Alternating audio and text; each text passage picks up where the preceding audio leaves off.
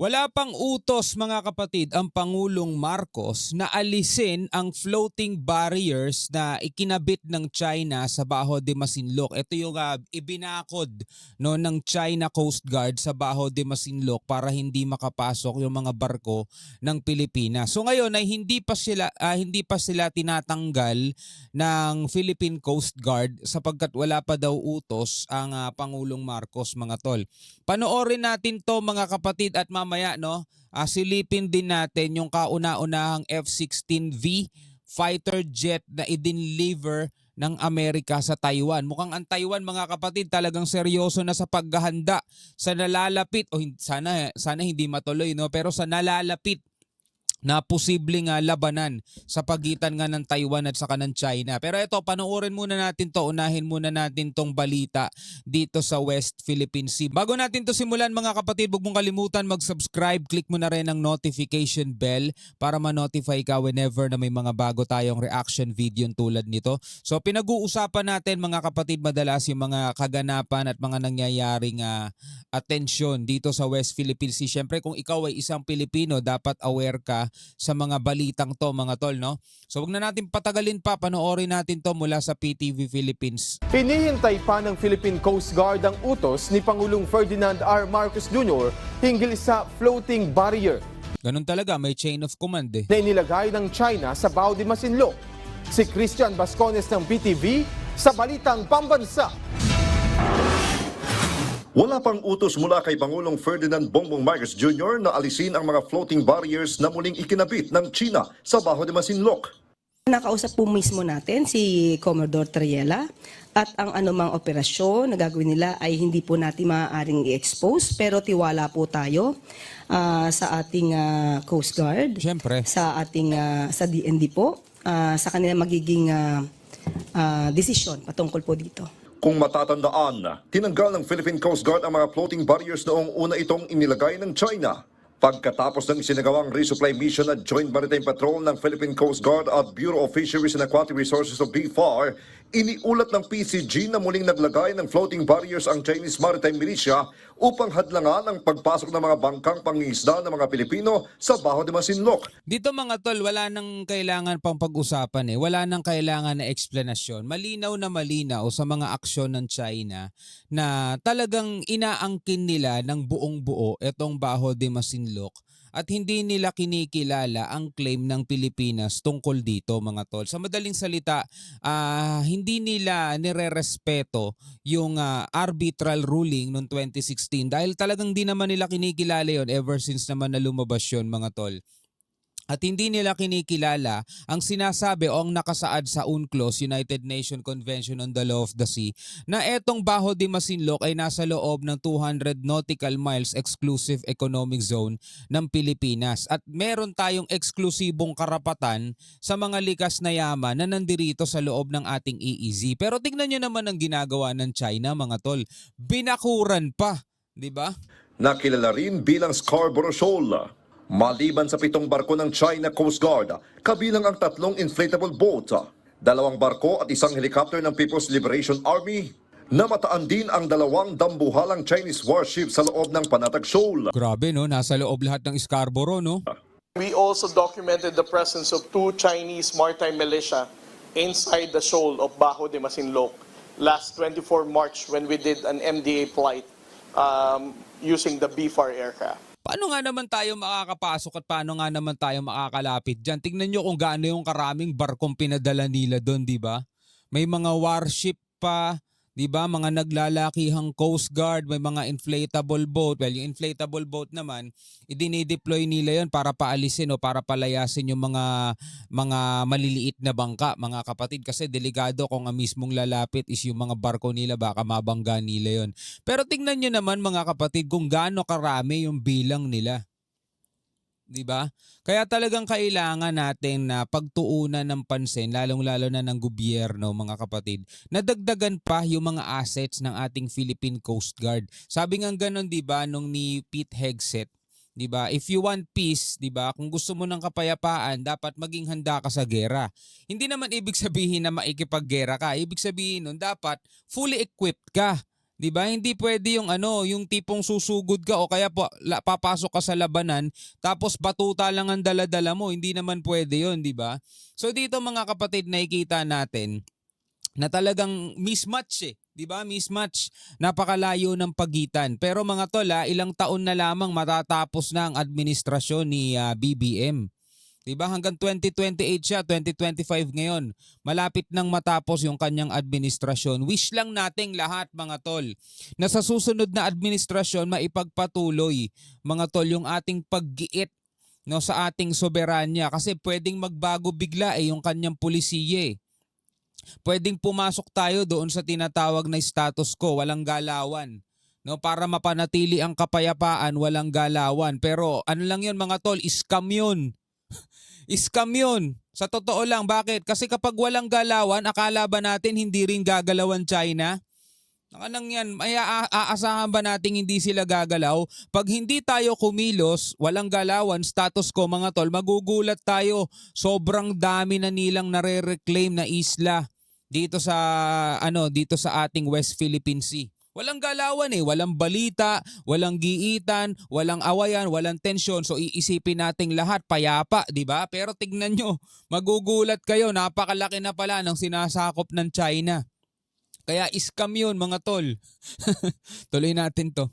We believe that those two Chinese maritime militia inside the shoal are the vessels that are responsible in laying those floating barrier that we also documented at the southeast entrance of Bajo de Masinloc. Dito ako kinakabahan kapag iniisip ko na malapit nang matapos yung termino ni PBBM.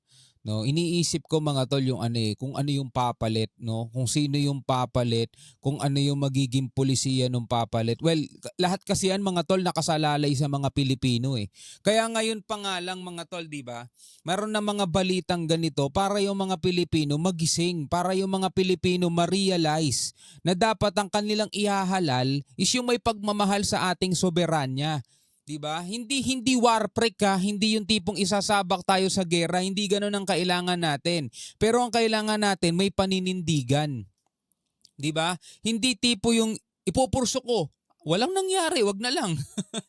Hindi pwedeng ganoon mga tol kasi nga kapag lumagay tayo doon sa sinatabi nilang status quo, walang galawan, walang progress, walang scam nga yun 'Di ba? Hindi makikisabay sa atin doon ng China. 'Di ba sasamantalahin nila yung pagkakataon na yon para ma-reclaim na nila lahat ng i-reclaim nila. Nakahanda naman ang PCG sa kung anong magiging utos ng Pangulo. Bagamat mayroon ng binabalangkas na plano, hindi pa ito maaaring isiwalat ngayon sa publiko. Ang pag-install ng floating barrier ng Chinese government is dependent on the presence of Philippine government vessels. Kapag namataan nila na mayroong mataas na bilang ng mangingisdang Pilipino, at the same time mayroong bilang ng Philippine Coast Guard and BFAR vessels na sumasama sa Filipino fishing boats, nag-initiative sila na maglagay ng barrier. But again, as to the intention of the government about what are we going to do with this barrier is an operational detail.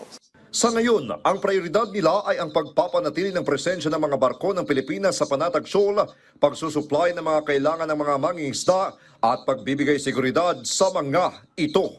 Christian Bascones. Alam mo, para sa mga maliliit na mga mangingisda, malaking bagay yung makita nila yung mga Coast Guard natin na kasama nila. Kahit papano nagkakaroon sila ng lakas ng loob na hindi tayo magagalaw dito, may mga kasama tayong Coast Guard di ba? Malaking bagay yun. Kaya kung hanggat maaari ando dun yung Coast Guard natin, syempre mas maganda yun. Kaso syempre, mga tao rin yan di ba? May hindi pwedeng habang buhay sila doon. Limitado lang din mga tol. Pero kung mas marami sana tayong barko, kayang magpalitan-palitan, mananatili yung presensya ng mga Coast Guard natin doon mga tol. Yun ang kailangan talagang pagtuunan ng pansin. Ngayon, talon tayo sa ibang balita mga kapatid sa international news. Eto na. Dumating na sa Taiwan ang kauna-unahang F-16V jet fighter na inorder ng Taiwan under sa isang multi-billion dollar deal noong 2019. Biruin mo mga kapatid 2019 pa. Ilang taon na nakakalipas? 6 na taon na mga tol ang nakakalipas nung magkaroon ng multi-billion-dollar deal na napirmahan nga o naaprubahan noong 2019. Ito yung kauna-unahan sa 66 na F-16V. Pero mo 6 na taon na lumipas, isa pa lang ang dumating. Grabe, no? Ganito pala katagalan ng pag-order nito mga tol, no? Buti sana kasi kung may na-order na ganito sa mga online lang. You know? Anyway, panoorin natin to mga kapatid at mukhang ang Taiwan ay talaga naghahanda na nga sa isang paparating na wag naman sanang matuloy pero mukhang may paparating talagang labanan dito. Mula sa Wiyon, panoorin natin mga tol. And the US has delivered the first of the much-awaited F-16 fighter aircraft to Taiwan. And this is amid rising tension between the island nation with China. The newly delivered F-16V is the first of 66 fighter jets being acquired by Taiwan under a multi-billion-dollar arms package approved back in 2019. Grabe, ang tagal, no? Ito yung first, no, sa 66. Grabe, wala pa man lang sa wala pa sa kalingkingan mga tol ng mga na-deliver. Kumbaga umorder ka ng isang mesa, isang tornilyo pa lang yung dumating. During Trump's first term, the batch of Lockheed Martin fighter jets would be used by the 7th Tactical Fighter Wing, a new Air Force unit to defend Taiwan's eastern region. Now, according to the Taiwan Ministry of National Defense, all these 66 fighter jets are to be delivered by 2026. Oh, so lahat yun ay may i-deliver sa 2026. So abot pa. Kasi 'di ba nababalita at na-distinguish na nga nila na may posibilidad na sumalakay ang China by the year 2027. So pinagbibigyan pa sila ng China, sige magpalakas pa kayo.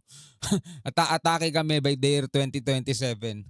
The F-16V, they are equipped with active electronic scanned array AESA radars which offer better range, target tracking and electronic warfare capabilities. These radars also allow to engage multiple targets in all weather conditions with precision.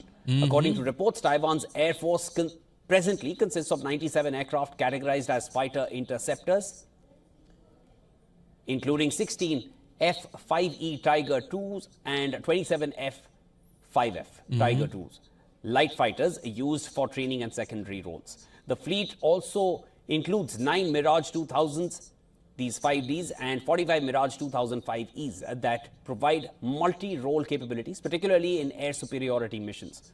In recent months, tensions between China and Taiwan have reached new heights. As per reports, the Chinese military has deployed 2 Chinese H-6 bombers near the disputed Scarborough Shoal in the South China Sea. Oh.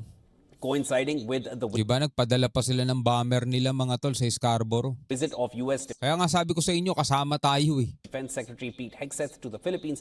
Additionally, China has been conducting military patrols around Taiwan as a warning against perceived separatist actions by Taiwanese leadership. Grabe, no? Eto na yung mga kaganapan ngayon mga tol eh. Wala, hindi natin maitatanggi talagang naniniligado ang ating daigdig eh. Kasabay ng mga nangyayaring labanan no, sa Middle East mga tol, sa mga bansang naglalaban-laban doon, meron ding namumuong posibleng maging mitya ng labanan din dito sa ating region. No, na wag naman sana, no? Kasi mga kapatid, kung mapapanood nyo talaga yung mga nangyayari doon, no?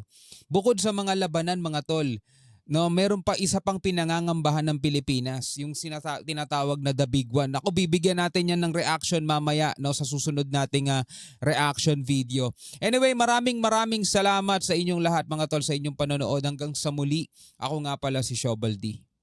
Peace out.